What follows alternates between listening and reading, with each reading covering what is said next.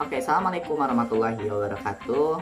Ketemu lagi dengan Bapak dengan pembelajaran ilmu pengetahuan alam. Kali ini kita lanjut pembahasan dari bab sebelumnya ke bab baru. Oke, sebelum kita masuk pembelajaran baru, kita sebelumnya terlebih dahulu berdoa. Berdoa dimulai.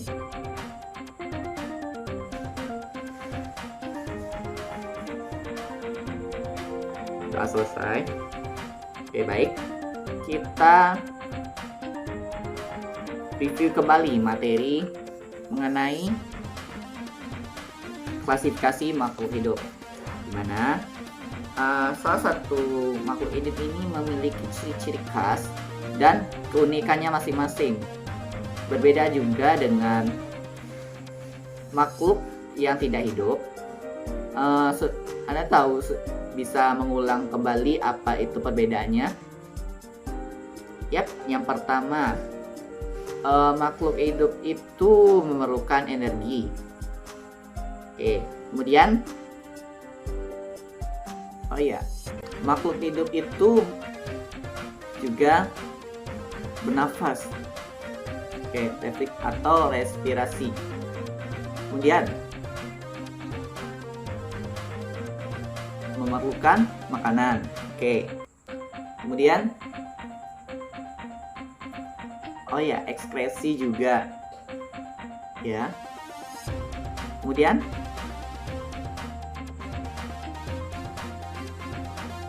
iritabilitas, benar.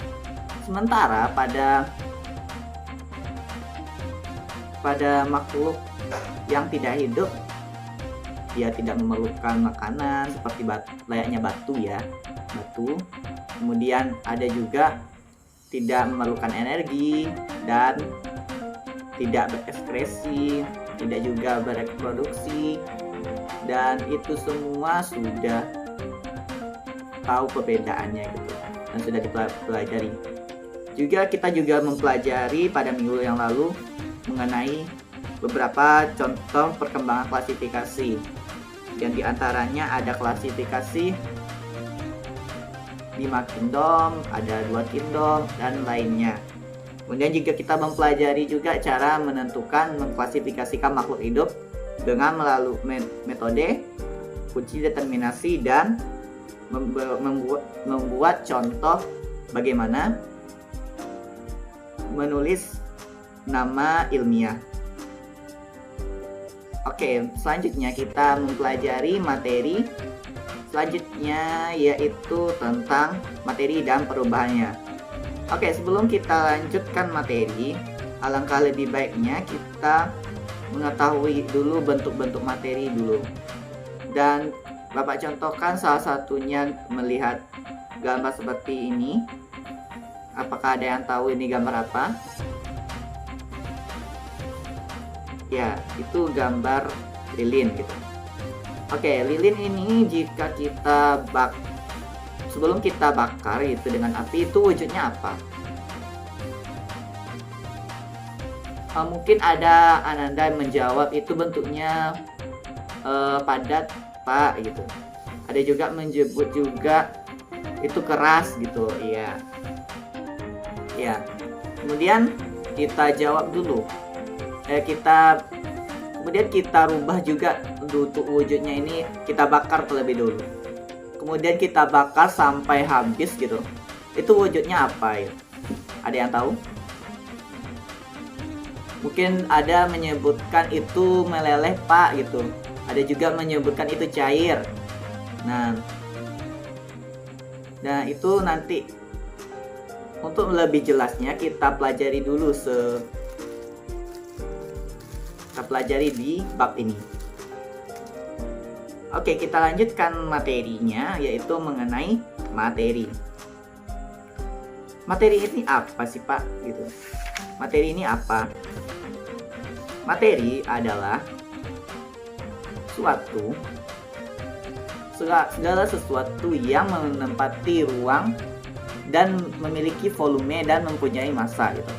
Misalnya saja kita ambilkan contohnya si batu tadi atau si lilin tadi. Dia memiliki beberapa banyak materi gitu. Jumlah materinya, volumenya tetap gitu, dan masanya untuk nyai ke masa juga. Kemudian juga kita contohkan juga seperti manusia atau kita sendiri gitu.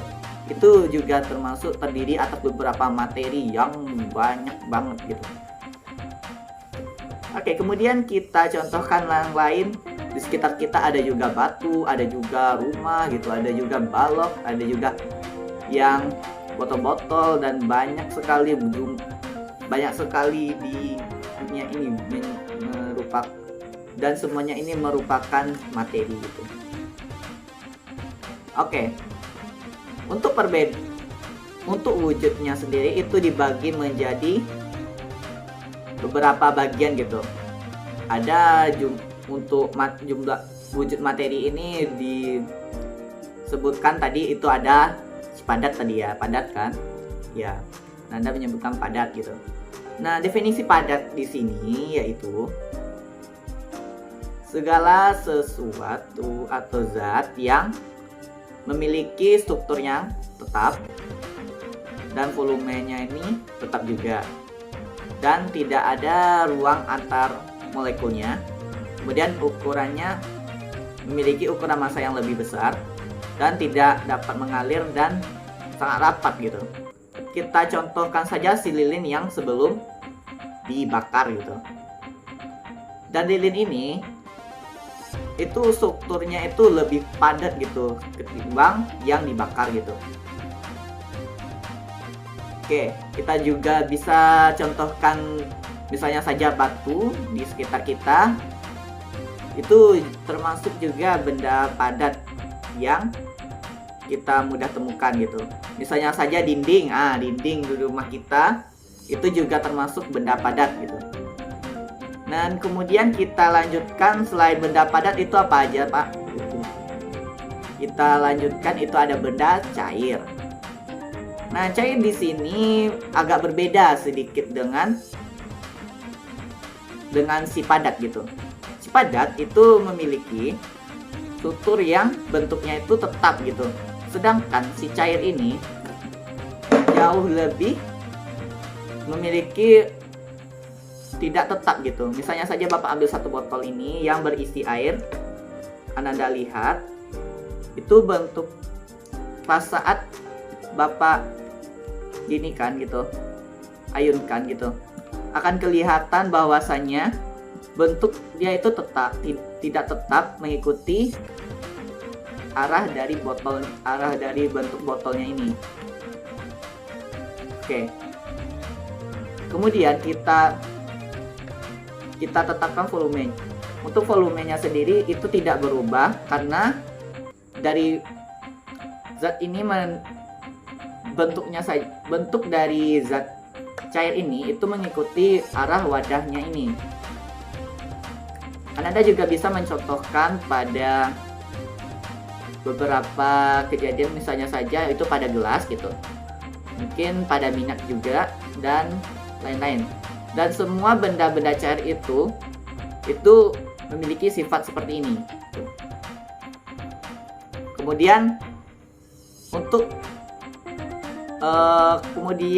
pada saat melihat dari kerapatan antara si padat dengan si cair ini, itu memiliki kerapatan yang lebih renggang dibandingkan si padat.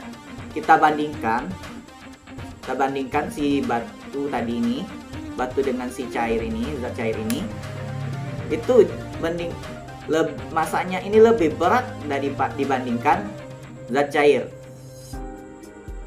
Kita bandingkan. Anda bisa mencobakan ini di rumah, namun tetap selalu berhati-hati saat mempraktekannya. Kemudian kita lanjutkan dengan gas gitu, zat gas gitu. Gas ini dia memiliki perbedaan yang jauh lebih berbeda daripada si padat dan si cair ini. Kalau si padat itu memiliki bentuk yang tetap, kalau cair mengikuti wadah. Kalau si bentuk si cair gas ini mengikuti bentuk dari wadahnya. Misalnya saja Bapak contohkan seperti ini, ada kayak semacam plastik pembungkus ini, Bapak masukkan udara.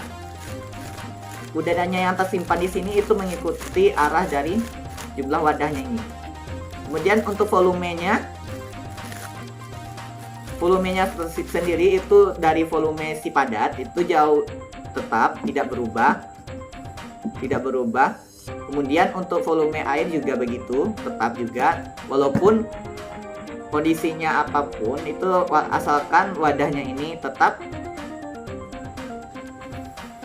terjaga gitu. Sementara si gas itu volumenya ini terkadang bisa berubah seperti layaknya balon gitu. Akan terjadi penguaian di saat balonnya ini mengalami penyusutan gitu. Kemudian pada saat untuk masanya ini memiliki massa jenis yang lebih kecil dibanding massa yang lebih kecil dibandingkan si padat dan si cair gitu. Dan memiliki lebih untuk molekul yang ada di dalam ini cenderung lebih renggang dibandingkan si padat dan si cair ini. Dan gerakan partikelnya ini sangatlah bebas dibandingkan padat, karena si padat tadi sudah dijelaskan bahwasanya untuk jumlah molekul pada partikelnya itu jauh lebih rapat susunannya. Sementara si cair itu agak bisa bergerak namun masih terbatas gitu. Sementara si gas ini itu lebih renggang gitu. Oke, mungkin sekian dulu penjelasan dari Bapak. Mungkin untuk lebih bisa memahami, Anda bisa menyontohkan itu bisa melihat juga di sekitar kita itu beberapa contoh. Sepertinya bisa misalnya saja pada kolam, pada gelas minuman, pada batu gitu. Itu merupakan beberapa contoh dari wujud dari benda gitu. Kita lanjutkan berikutnya, itu ada beberapa contoh. Contoh soal.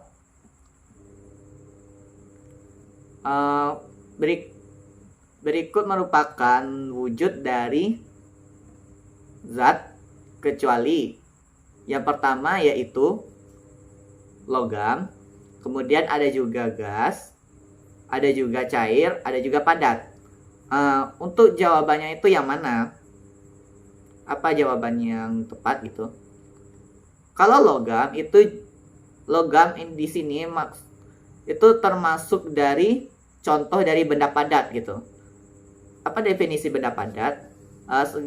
Suatu wujud yang dimana memiliki bentuknya yang tetap dan volumenya tetap. Sementara logam memiliki volume yang tetap, memiliki massa yang lebih besar, dan bentuknya itu tetap gitu. Jadi bisa didefinisikan ini salah gitu.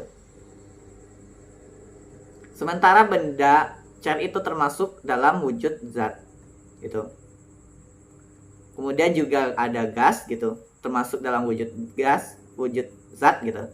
Kemudian ada juga padat, itu juga termasuk. Dan jawaban yang benar berikut ini merupakan wujud zat kecuali gitu. Jawabannya tepat adalah A gitu. Oke, mungkin sudah mengerti dengan penjelasannya. Mungkin ada sedikit latihan, silakan dicobakan. Semoga dapat dimengerti. Dan jika ada pertanyaan, dipersilahkan. Oke, silakan dikerjakan. Jika ada pertanyaan bisa ditanyakan.